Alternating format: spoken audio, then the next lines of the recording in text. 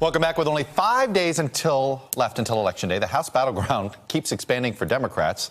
Frankly, it's just, I think a lot of us just going, wow, that race is close now, too.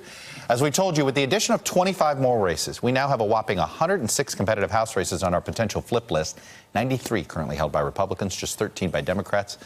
And more vulnerable seats means a revised House outlook from our friends at the Cook Political Report. They're now forecasting a Democratic gain of 30 to 40 seats.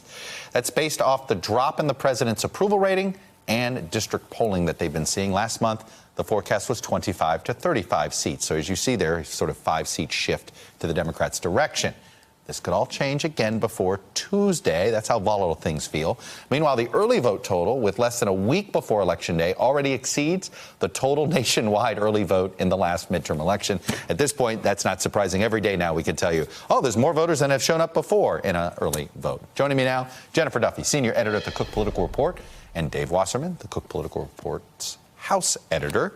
Welcome to you both. Thanks, Chuck. Dave, you're on satellite. I will start with you and the expanded House projection.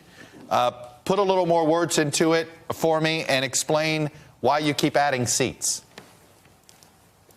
Well, Republicans entered October with a veritable pumpkin patch of vulnerable districts, and that list has continued to expand. I'm actually in one of those seats in Harrisburg, Pennsylvania, where Republican Scott Perry could fall victim to a new redistricting map, and this race is very close. But fundamentally, there are three categories of Republican seats in jeopardy. The first is these upscale suburban Whole Foods districts where Republicans like Barbara Comstock in Northern Virginia, Kaufman in Colorado, Kevin Yoder in Kansas City, Eric Paulson in Minnesota continue to run behind. That hasn't gotten any better. Then there are the Republicans who have no one but themselves to blame for their political problems, people like Steve King in Iowa and Duncan Hunter and Chris Collins under indictment. But the real bellwethers that are going to decide the House majority are these middle-class suburban districts where Trump won by single digits. Places like outer Detroit suburbs, Michigan 8, places like Virginia 7 outside Richmond, and right here in Pennsylvania 10.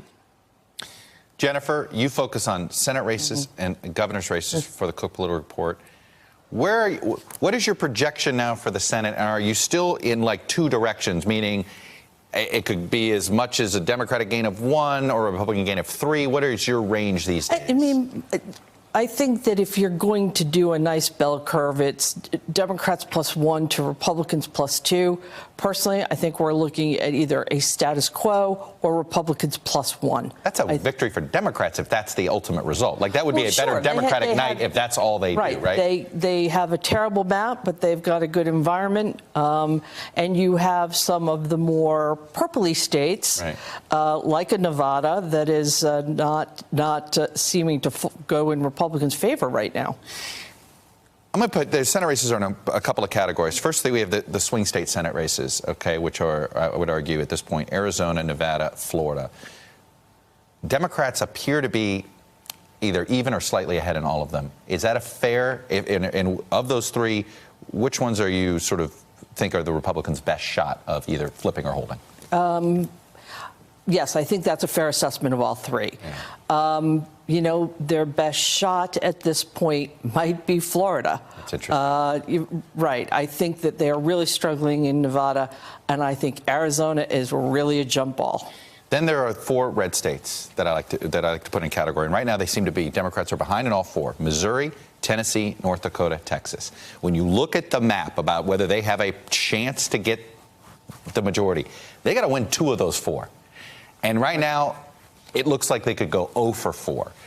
Where are you on those 4? Missouri, Tennessee, Texas. Tennessee, Texas, we put in that that. And then the 2 incumbent Democrats, Claire McCaskill, Heidi Heitkamp. I think Democrats are going to be hard-pressed to hold Arizona and Missouri. You expect one of those? I actually expect both of them to go. As you far mean North Dakota and Missouri, I'm sorry. Yes, North Dakota and Missouri. Yes. I expect Democrats to lose both of those seats. Tennessee and Texas, you know, these are pretty red states, but I think there's a big possibility Republicans could lose 1. And if at this point, would you rather be Beto O'Rourke or Phil Bredesen? I'd rather be Beto O'Rourke. That is very interesting coming from you guys. You have been very, very careful not to jump on the bandwagon the way everybody else has on Beto. You're starting to think these numbers are real? Yeah, I am. When you look at some of the early vote stuff and what they projected to be the number of early votes versus what it will be, right? It's pretty amazing. I want to talk about turnout on your side of the fence there, Mr. Wasserman. We've seen this higher turnout. I know you like to really dig into some early vote. Florida is probably the one place you've been able to look the most, since that's the most revealing, and there's so many House races on your list that you're looking at Florida. What does high turnout mean? Does it mean what we think it is? Does high turnout benefit the out party here in almost all instances? I actually don't think we can divine that much from the early voting data. What it shows is that there's extraordinary historic interest in this midterm election, and that could mean a number of different things. But what I keep coming back to is the fundamentals here, and there are three big problems for Republicans. The first is that Trump's approval rating among women with college degrees is 27% in the most recent NBC Wall Street Journal poll. 70% disapprove. Of course, 64% of men without college degrees approve of Trump. So we don't just have a gender gap, but a gender canyon. The problem for Republicans is that the people most likely to vote in a midterm, women with college degrees. We also have a record number of Republican retirements. And if Democrats flip 12 of the 41 open Republican seats, that would be more than half of what they need for a majority. And then on top of that, we're just seeing bonkers Democratic fundraising, where in 112 Republican seats in the last fundraising quarter, the Democrat raised more money. That's almost half of Republican seats in the House. And so that has the potential to create some election night surprises. Speaking of money, there is a money problem on the Republican side in Senate races, too, in one place where they're missing an opportunity. I'm hearing complaints from Republican consultants all over Minnesota. The special there is it last minute, DSCC is throwing money into it. I've been hearing if Republicans had money, this would be a race, but they admit they've just they forgot it. Well, I think that there's a lot of woulda, coulda at this point. Republicans are not going to have a great year in Minnesota generally. They're going to take a big hit in the governor's race. I think that makes Senate races harder. So Tina Smith, who is the appointed Democratic senator, this is a special election. The Al Franken seat. Right, Al Franken seat. She hasn't been there long, less than a year.